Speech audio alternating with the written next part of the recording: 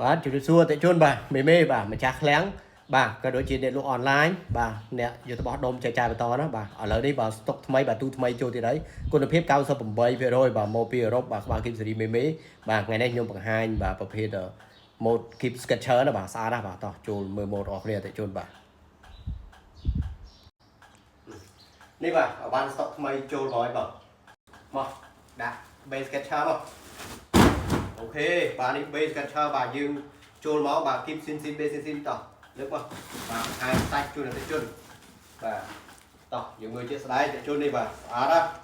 បាទអ្នកដែលចង់បានបាទប្រភេទ keep sketcher បាទយកទៅបោះដុំបន្តចែកចាយបន្តបាទកាត់ជាទូចូលឃ្លាំងឬមួយក៏កាត់ជា keep ចូលហាងបាទបងប្អូនអាចមកមើលបានបាទឬមួយក៏អាចកំងបានណាបាទសូមបញ្ជាក់ប្រភេទ Avance Sin Original គុណភាព98%សេរីមេណាបាទនេះបាទសតម៉ូស្អាតៗចឹងនេះបាទសត Sin Original ចឹងណាបាទ Sketcher បាទវាមានច្រើនពណ៌វាមានច្រើនពណ៌ច្រើនម៉ូតចឹងណាបាទតោះយើងចិត្តឲ្យមើលបាទជូននេះបាទបាទនេះបាទស្អាតចឹងនេះបាទស្អាតមែនទេ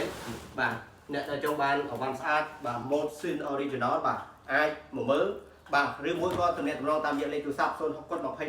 4 @telegram បាទតោះនេះបាទចាប់មើលសាច់បាទ Sketcher បាទស្អាតណាស់ចូលអើយបាទឃើញទេបាទចង់យកទៅបោះដុំបន្តឬក៏ចែកចាយបន្តសូមតាក់ទងមកក្លែងម្ដុំធំមកជឿទៅជួបបាទគីបត្រមុខដូចជាក្លែង26ប្រចាំរីទីភ្នំពេញធានាជូនប្រភេទ Avance Sin Original ជួយតែជូនសម្រាប់អ្នកដែលចង់សាងប្រាក់ចំណេញបាទនៅក្នុងមួយខែ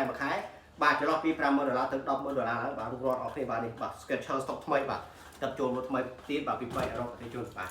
ចង់បានបាទសូមឆាត់ប្រភេទឬមកទំនាក់ទំនងតាមរយៈលេខទូរស័ព្ទ0102324បាទអរគុណ